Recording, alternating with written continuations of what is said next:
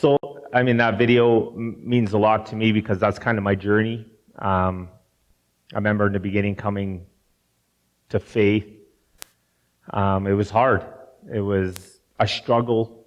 I remember I couldn't open the Bible at a time in my life and my journey very early on. I worked at Beulah Alliance Church, and the Bible felt like it was like a 1,000-pound book, and I couldn't open it.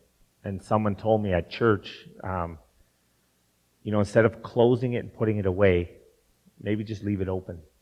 Just leave it on your coffee table. Then you don't have to open it. You don't have to take it out, and just slowly turn one page at a time. And that's kind of how it started with me. So this song means a lot to me. So it's kind of my journey. And I think a lot of natives' journey. The book is condemning if you're not ready to look at it or ready to even look at yourself. And it points out flaws and points out things in my life that I had to give up or change. So that's kind of the significance of that. But I'd like to just share a little bit about myself first. I'm Nathan. I think I've talked to a few of you already. But for those who don't know, my wife Kim is here, my two kids, Alex and Caitlin. I have two others, Marcus and Haley, who's at Camp Nakaman, and one's working. Been married for 17 years? Okay. 17 years. We've been together just be 20, almost 22 years, 21 and a bit. So, and it's been a journey. It's been from not being saved and living a very troubled life to where we are today. And if you'd asked me then that I would be a minister, I don't know what I would have done. I wouldn't have believed you by far. And it's amazing what God has done and what He can do. My past, I just want to share a little bit about it. I've gone through addiction. I am First Nations from Big Stone. I've done the blood quantum, so I'm actually 61% Native, and I think 35% Scottish and like 4% Irish. So that's kind of why I have facial hair, red facial hair. So it's like weird. It's like you're like a Native Scottish guy, so it's weird. But that's my history. But being First Nation, being raised between Wabasca and Slave Lake, you see things that you shouldn't see. You grow up seeing addiction, which is normal, and everyone drinks. I'm generalizing, but you go through these things, and it's almost a rite of passage. And you get to a certain point in your life where, for me, it was 12. And I'm drinking with my grandfather and all my uncles. And I'm welcomed in to the circle. And that's basically when it started. I started smoking earlier than that. And I look at my own kids now, and I'm like, I was just a hair bigger than my son is now. He's almost 11. And I'm that age when I was smoking and drinking and sneaking booze. And you just don't realize the long-term effects, or I didn't understand why I gravitated to that. And knowing now what we know about residential schools, we're starting to see the after effects, and it's been coming a long time, but I'll get into that more. But for me, I graduated, eventually went to prison for 2 years. I've been at a lot of jails here in Alberta. I've been to Grand Cache. I've been to Fort Saskatchewan a couple times. One in Lac La Biche, Peace River, you name it. You're all over the place, and it's a revolving door. It's in and out, in and out, in and out, in and out. And you do these short bits, but it changes you. Every time you go in, you get a little harder, you get a little colder, you get a little more crass. And this is where natives are. This is where it was normal. Like all my cousins went to prison. It was almost we graduated and we become these thugs that we wanted, that were listening to music that talked about it. Well, we started living it, and we gravitated to that, and you just don't understand why. My family was broken. I started seeing all my aunts and uncles divorcing. I started seeing a lot of turmoil in my family's life, my extended family, and I have a big family on both sides. 8 kids and 7 kids on one side, and it's a lot of cousins and a lot of great-grandchildren even, and the addictions run deep. And I think only now we're just starting to become aware of this, even in our Native communities. We don't have a solution. We don't have some kind of a magic wand. It's not going away. It's my job, I feel the calling that God has called me to is bring awareness on both sides. It's not just bringing awareness to churches of mostly white people. It's bringing awareness to churches for Native people, saying, you know, we talk a lot about truth and reconciliation, but what are we doing to accept the truth and reconciliation? I look at the truth in my own life. That's a hard pill to swallow. It's hard to look at yourself. And I understand that. But that's truth. So, we go through all of these things. I've seen all these things. I look at my grandmother and my grandfather who were in residential schools. And it started there. It started even before I was born. That was the path that was going to be chosen because of what they experienced, of what they went through.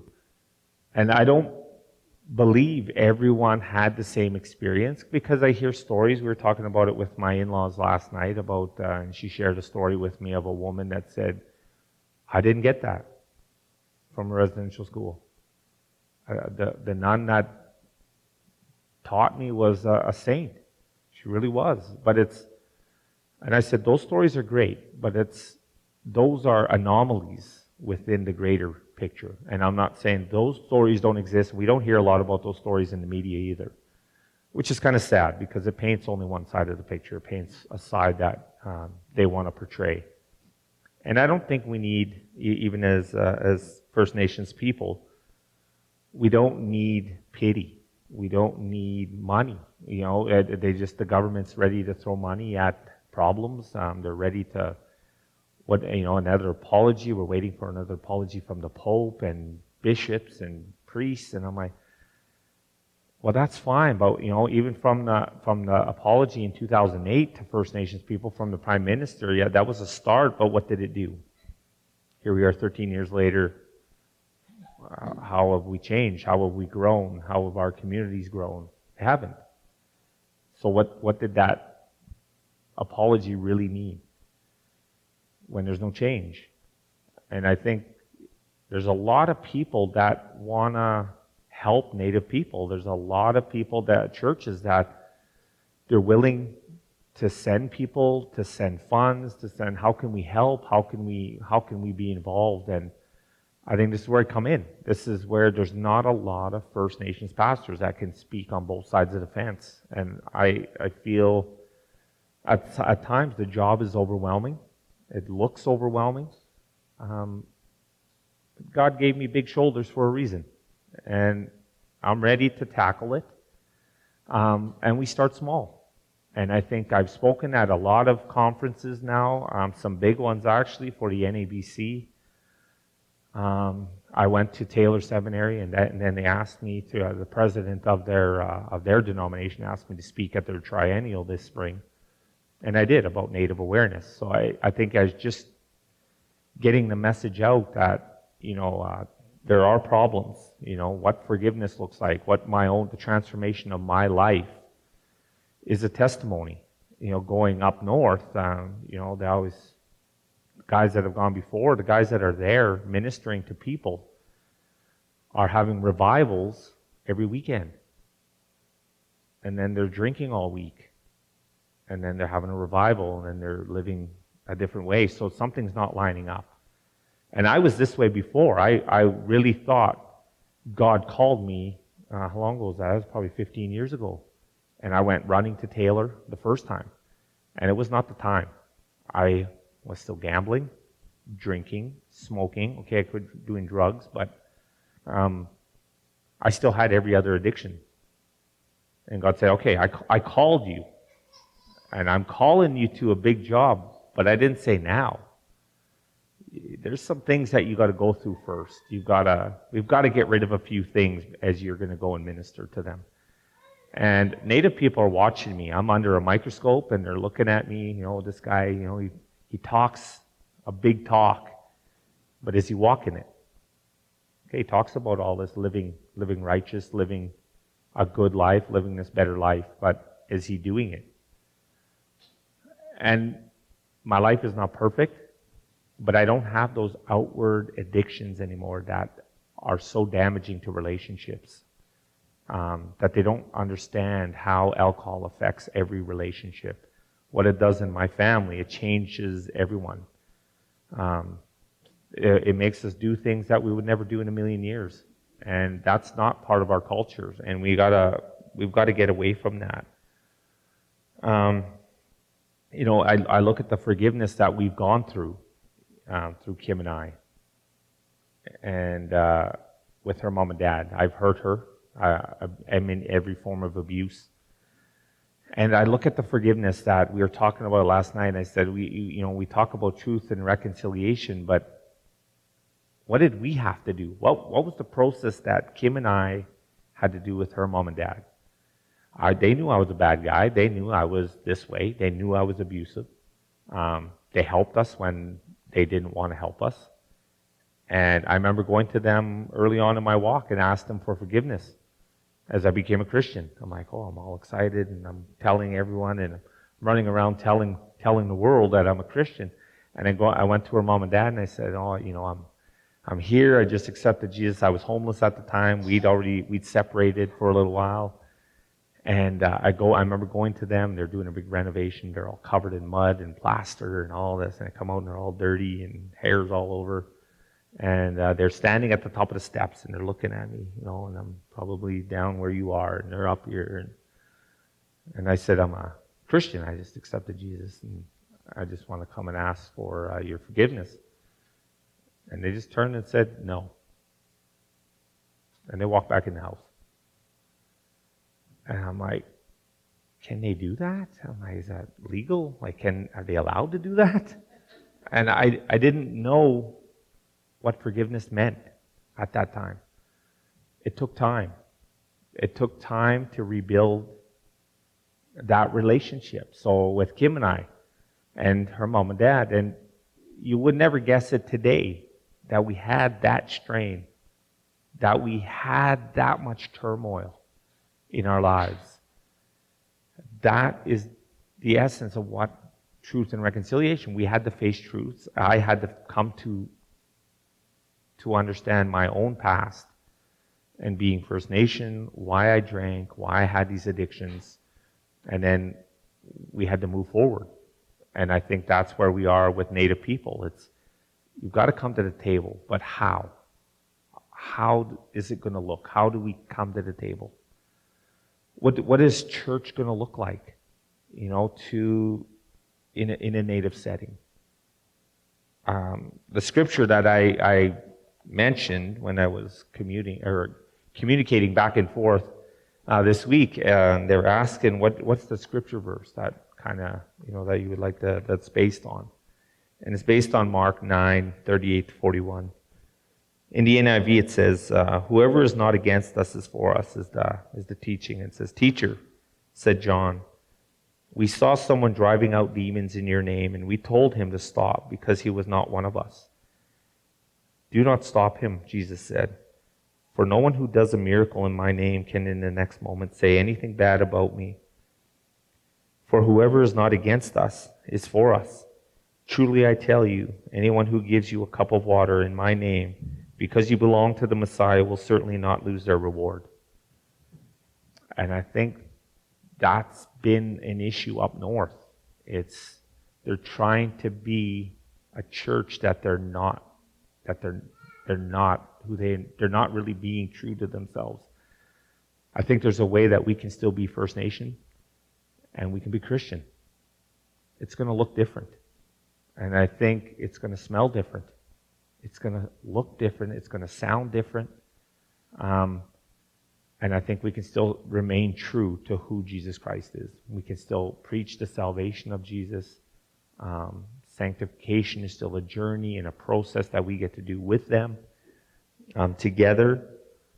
But it's not going to look like a traditional white church. And I think we're okay with that. And I think I look at a church in Africa, it's going to look nothing like this.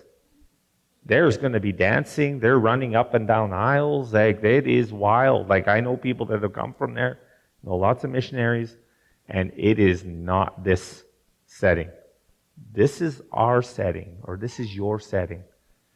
This is not everyone. There is no one size fits all, especially when it comes to such a diverse people that God created. So we try to shoehorn people into fitting, and we welcome people in, and you can come in, but you got to be like us. You got to sit like us. You got to dress like us and act like us. Is that inclusion?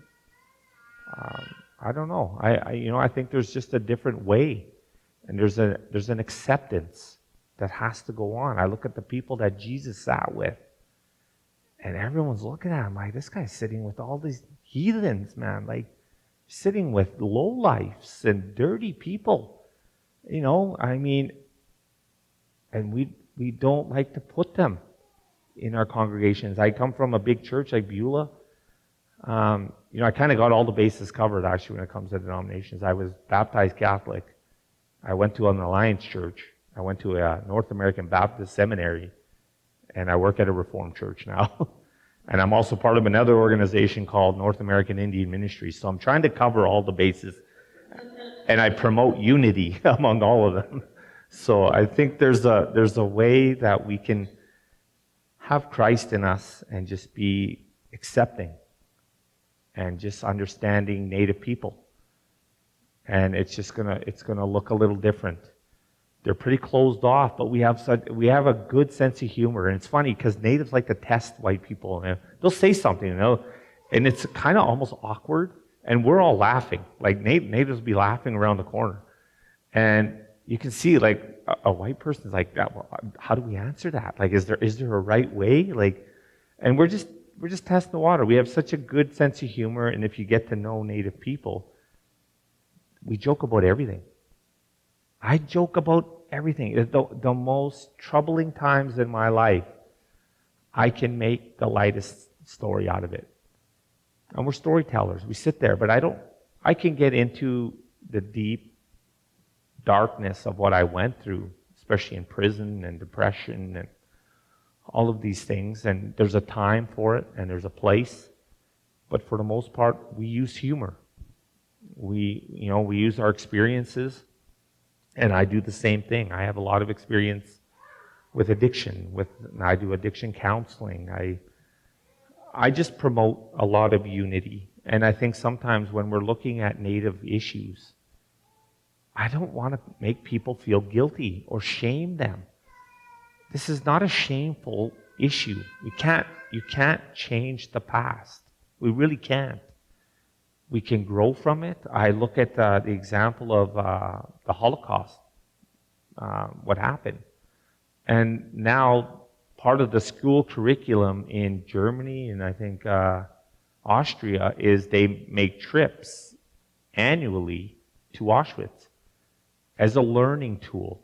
Every student has to go there as part of the curriculum. It's bringing awareness. It's not to shame them. It's not to do anything but bring awareness. And I think we have a past. Canada has a past. Okay, but we don't have to stay there. We don't have to have that shame. I'm not guilting people. It's to bring awareness of why Natives are in the situation they're in. And I know people always want to compare, like even with my father-in-law, and we had this heart-to-heart, and we're camping here. When we were camping down, it was super hot that week. It was like the record hot. I think it was like 180, but it felt like it. And we're down by the water, and we're down by Devon, and we're sitting there, just him and I, and we're sitting face to face. And I'm sharing issues about Natives, And right away, he had to share a story back about someone he knew that experienced something terrible. And I'm like, I don't think you need to compare.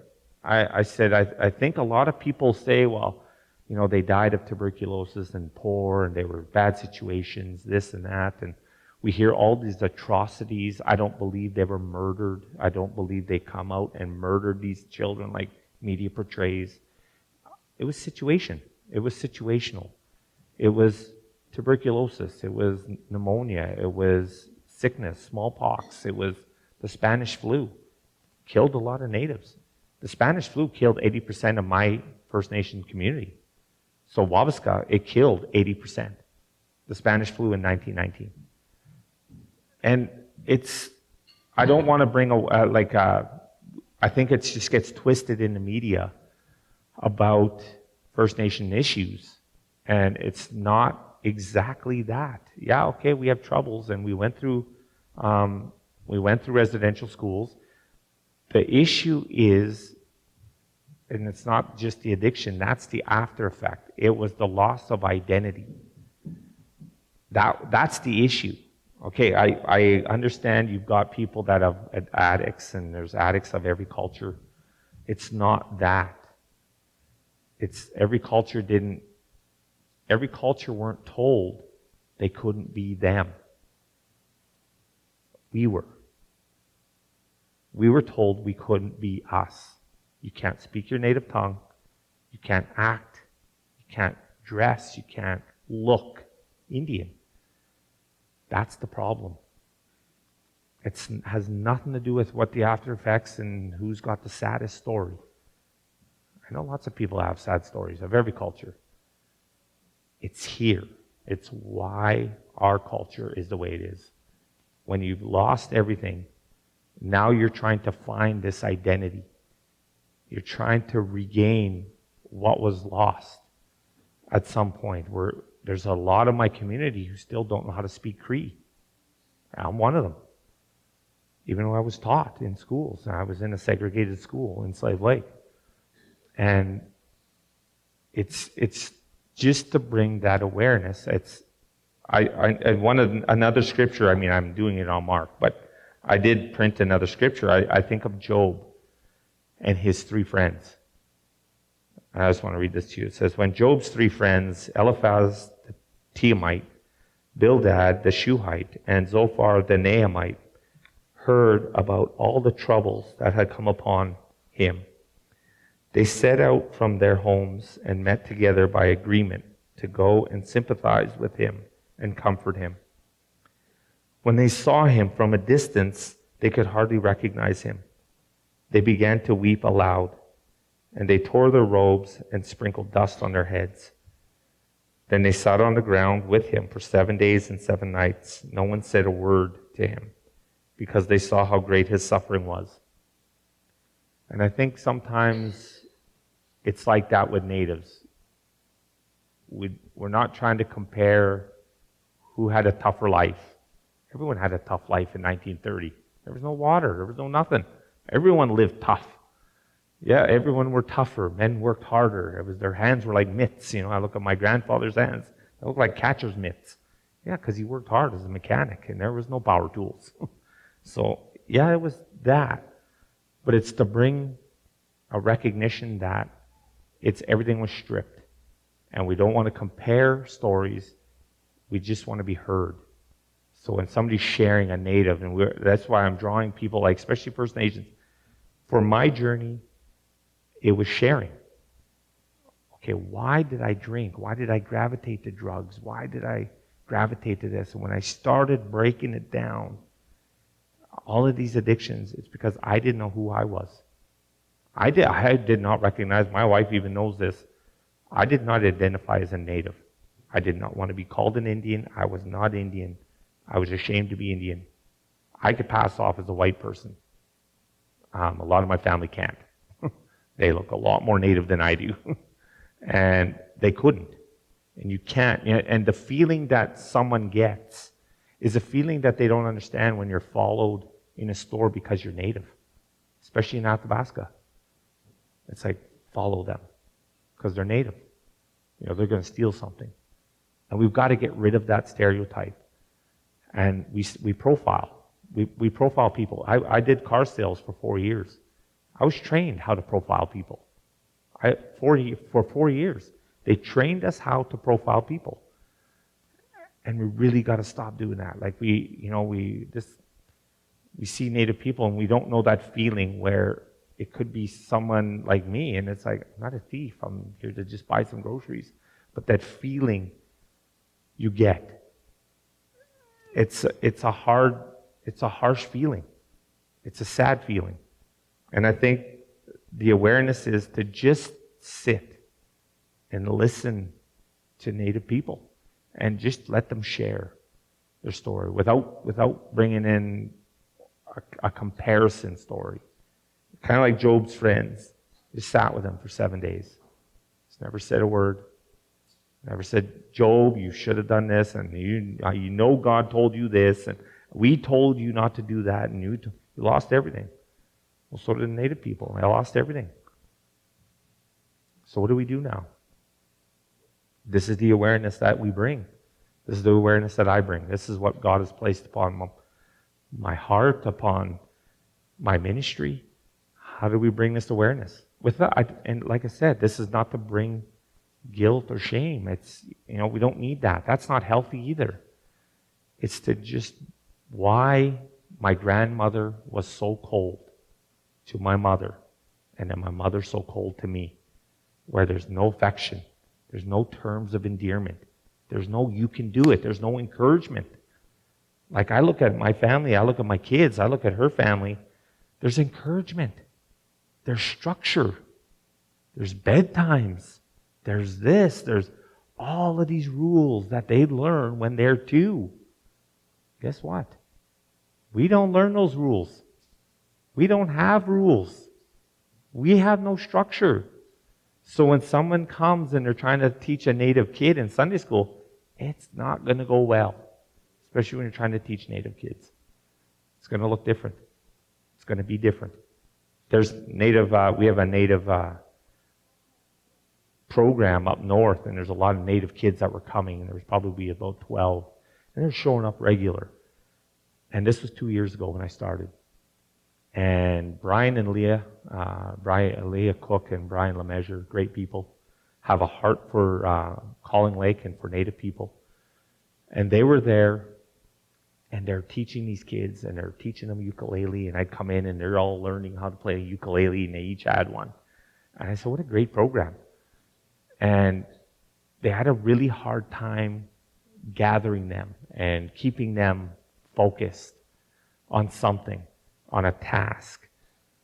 And Leah's getting frustrated. And she pulls me aside, and this is probably about a year ago, and she said, are we even making a difference? What are we doing here? I said, yes, Leah, you're doing amazing things. Like, do you not see the growth? She's like, no, I don't. They're still not listening. I said, yeah, but you're thinking like a white person. You're thinking in terms of how you grew up in the church and how you were raised with structure and this and timelines. And they're not raised that way. They're not raised that way on reserves. If they don't feel like going to school, they don't go to school. Simple as that. Their kid just says, I don't want to go to school.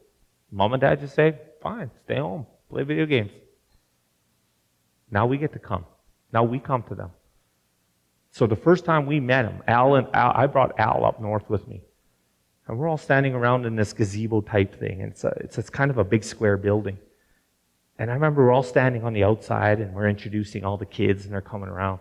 And there's one girl, she was just a very angry 11-year-old. She comes in and she starts kicking everyone in the shin. And I mean hard, like she's just booting them. And she's booting them. She comes around to Al, gives him a boot in the shin. This guy's like a giant Dutch guy. I'm like, this guy's huge. Like this little Native girl, just boom, wow, gives him a whack and moves on to the next person. And she's kicking people. But nobody's told her that was wrong. She gets to me. She comes around. I said, don't even think about it. And she didn't kick me, moved on to the next person, kicked that person. I said, you've got to be firm.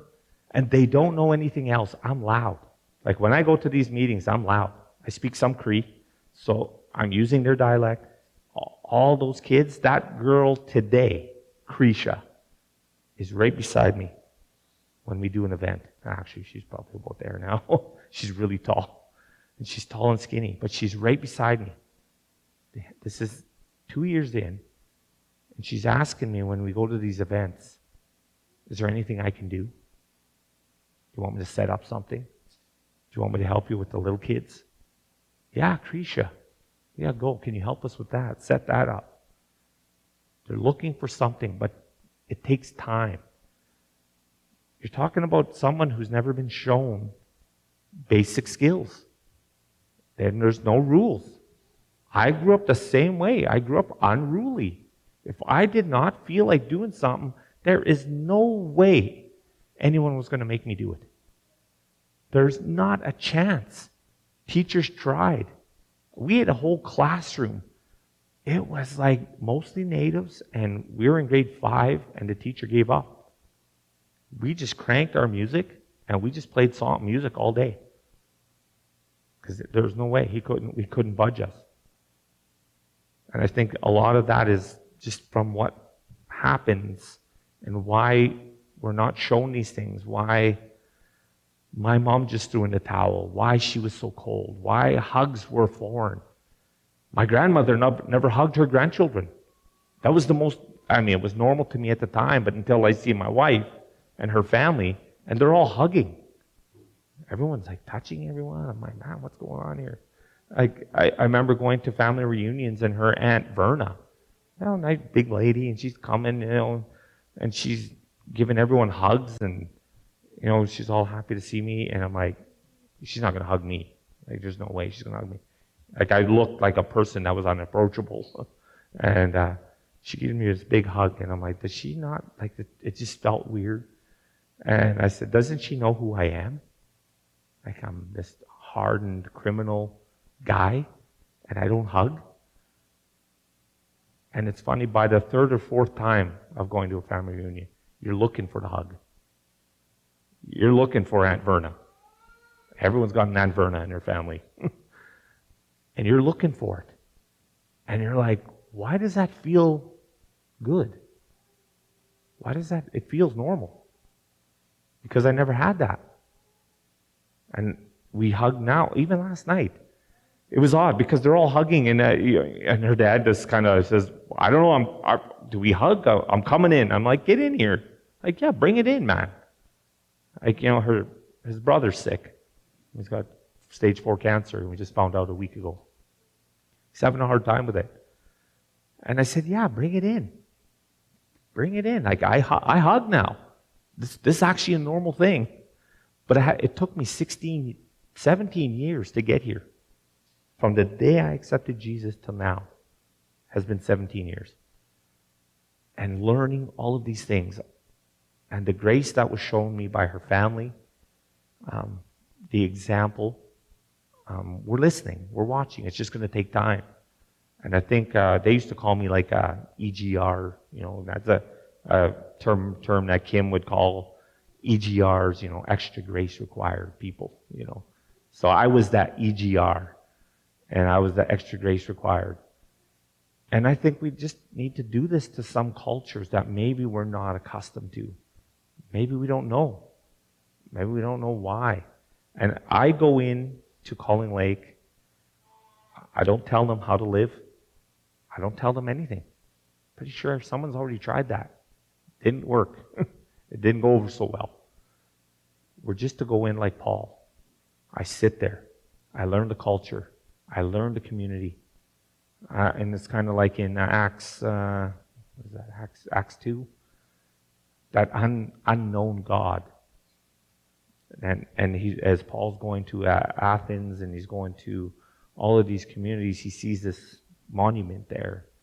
And it's to the unknown God. He says, oh, I know that God. That's God. That's Yahweh. We can do the same thing. God's there. God's always been there. But we just need to reveal God to them in a healthy way. And that's what we get to do, and that's what we're doing.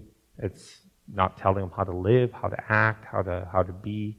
I'm not trying to force church practices on them that are completely foreign to them.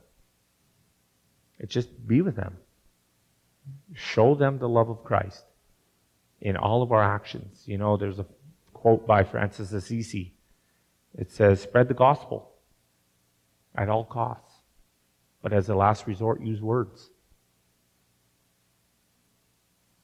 That means our actions speak louder than words. As a last resort, use words. Our actions should reflect. So if somebody didn't know anybody in this room, how would they know you're a Christian? And they didn't see the back of our cars that has the little fish symbol. You know, how would they know that we're Christian? We're supposed to act different. We're supposed to be different. Our compassion is supposed to be limitless. Our joy is supposed to be endless. Do we have that? So when I go into the community, that's what I bring. People run up to me. I got natives coming up to me saying, oh, but they're practicing that over there. Oh, they're still doing sweat lodges over there. And who cares? That's not my job. That's God's job. Just like it was God's job in my life. And God said, you can do this, you can't do this, you can do this, you can't do this. Let God do His job. We can just be His hands and His feet. So when He says move, we move. When we give, we give. And that's it. I don't want to go into any more, but I just really want to thank you for inviting me here. And every chance I get to share, it just brings a little bit more awareness of Native issues, who we are, and why sometimes we're this way. And you just don't realize sometimes it's like, oh, just get a job, and no, just quit drinking, and oh, just stop being useless. No, it's going to take more than that. It's going to take a long time. I remember starting the process with Kim. I had no ID. I had no driver's license. I have 5 impaireds. 5. You know, I'm fortunate I didn't kill anyone. You know, God had a plan for me very early on. And I always felt God in my life from a teenager. But it wasn't revealed to me until I was 30, until we got married. And I just want you to understand why natives are the way they are. Sometimes you just don't realize how bad their life was, or maybe still is. And they still put a smile on, they still try to joke around. That's that EGR, you know, that we need to show. But thank you. I don't want to take up any more of your time, but I appreciate that. And we're always looking for support. If you know where we are. We're in Athabasca. You guys know Al Platt, and he's spoken here before. And if there's any here that feel compelled to show support in any way, even if you want to come up there with me, by all means, show up. I'll be there. I'd love to take you up there. I give you all a tour. I have no problem with that. But if you can't make it up there and there's a way of supporting us financially, great. That's also welcomed. Takes money. Industry takes money. And but like I said, I don't want to guilt anyone into an offering or anything. I just give a message. You do with it what you will. And I do thank you for the opportunity.